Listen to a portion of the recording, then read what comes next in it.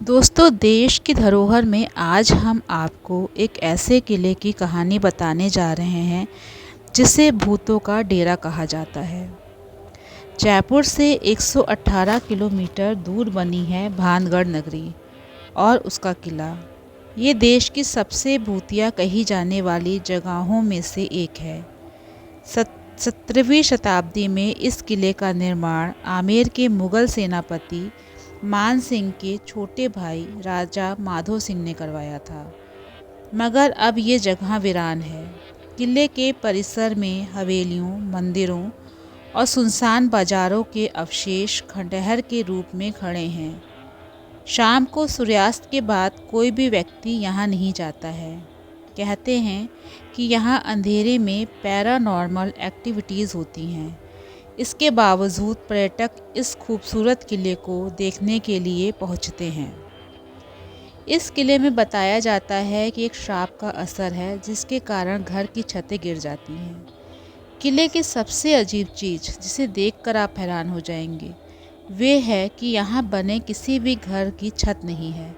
घर का पूरा स्ट्रक्चर बना है लेकिन किसी की भी छत नहीं है। स्थानीय लोग बताते हैं कि घरों में छत इसलिए नहीं है क्योंकि जब भी बनाओ वे गिर जाती है। यहाँ का बच्चा बच्चा जानता है कि इस पर भालूनाथ का श्राप है। OTT प्लेटफॉर्म डिस्कवरी प्लस पर रिलीज हुए शो एकांत में इतिहासकार डॉक्टर रीमा आहूजा ने बात की। उन्होंने कहा कि भानगढ़ के बारे में इतनी कहानियाँ हैं, इतनी किंवदंतियाँ हैं कि इतिहास कहाँ शुरू होता है, कहाँ ख़त्म होता है, ये कहना आम लोगों के लिए मुश्किल है। यहाँ तक कि इतिहासकारों के लिए भी समस्या है। वे बताती हैं कि कुछ कहानियाँ बहुत पुरानी हैं, कुछ भूत प्रेतों की कहानियाँ आ जाती हैं। किसी राजा या राजकुमारी पर श्राप हुआ किसी का।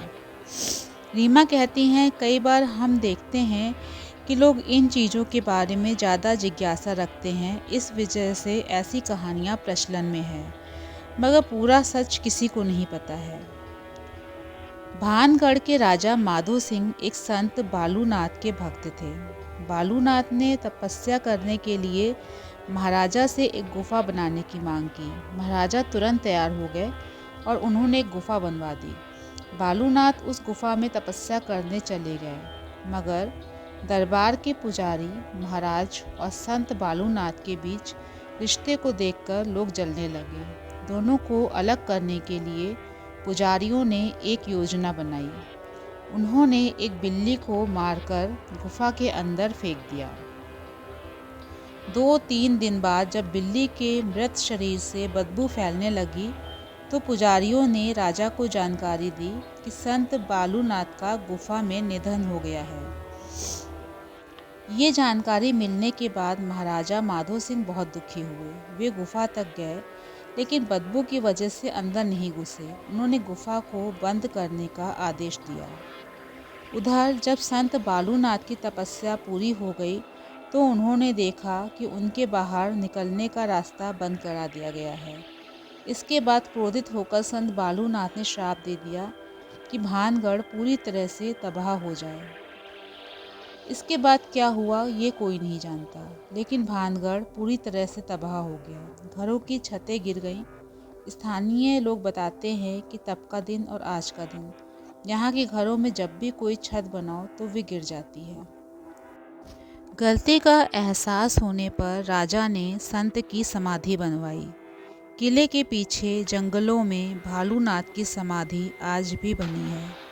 इतिहासकार इस नाम के संत के होने की पुष्टि नहीं करते हैं। बालकनाथ नाम के संत होने की बात इतिहासकार मानते हैं, हालांकि वो किस काल किस क्षेत्र के रहने वाले थे पता नहीं। अब जरा जान लेते हैं किले के वास्तु के बारे में। किले के मुख्य द्वार के अलावा Lahori gate, Ajmeri gate, Phulbari gate और दिल्ली गेट है। किले के मुख्य द्वार पर कई मंदिर हैं, जिनमें से प्रमुख गोपीनाथ मंदिर, सोमेश्वर मंदिर, केशव राय मंदिर, मंगला देवी मंदिर और गणेश मंदिर है। नागर शैली में बने ये मंदिर 17वीं शताब्दी की वास्तुकला और कारीगरी का एक उत्कृष्ट नमूना है। कहते हैं कि महल 7 मंजिला था, लेकिन अब इसकी केवल 4 मंजिलें ही बची हैं। अब आपको किले से जुड़ी एक और कहानी सुनाते हैं। ये कहानी है राजकुमारी रत्नावती की, जो यहाँ काफ़ी प्रचलित है। कहते हैं कि रत्नावती इतनी सुंदर थी कि इसके चर्चे पूरे राजपुताना में होते थे और हर राजकुमार उसकी सुंदरता पर मोहित था। इस समय वहाँ रहने वाला सिंधिया नाम का एक तांत्रिक भी राजकुमारी से शादी करना चाहता था। उसने राजकुमारी को हासिल करने के लिए एक तेल बनाया, जिसे छूने के बाद रत्नावती उस तांत्रिक के पास खिंची चली आती। हालांकि यह बात राजकुमारी को पता चल गई, लिहाजा उसने तेल की शीशी को एक पत्थर पर फेंक दिया। कहते हैं कि इसके बाद वह पत्थर एक बड़ी शिला में बदल गया और सीधे तांत्रिक के ऊपर जा गिरा। मरने से पहले उस तांत्रिक ने भानगढ़ के तबाह होने और उसके परिसर में किसी के भी न रह पाने का श्राप दे दिया था।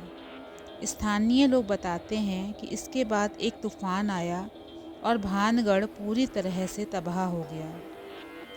कुछ लोगों का कहना है कि मुगल सेना ने राज्य पर जोरदार हमला किया था। इस दौरान किले को काफ़ी नुकसान हुआ और राजकुमारी रत्नावती सहित किले में मौजूद लोगों का कत्ल कर दिया था। हालांकि इस बात का भी इतिहास में कोई उल्लेख नहीं मिलता है।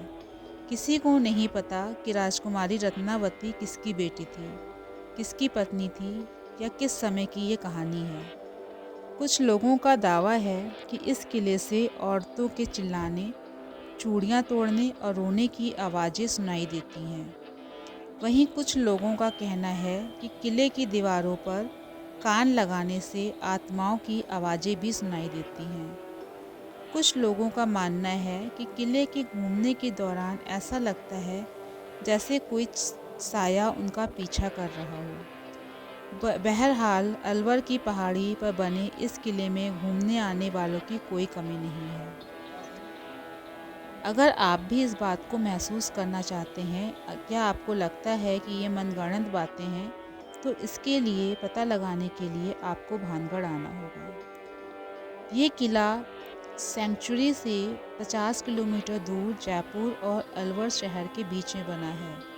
राजस्थान के बाहरी शहरों से बस या टैक्सी से अलवर पहुंच सकते हैं। दिल्ली से यह जगह करीब 238 किलोमीटर और जयपुर से करीब 2 घंटे की दूरी पर स्थित है। अगर आप यहाँ जा रहे हैं तो अलवर में बाला फोर्ट और अलवर सिटी पैलेस को देखने जाना न भूलें।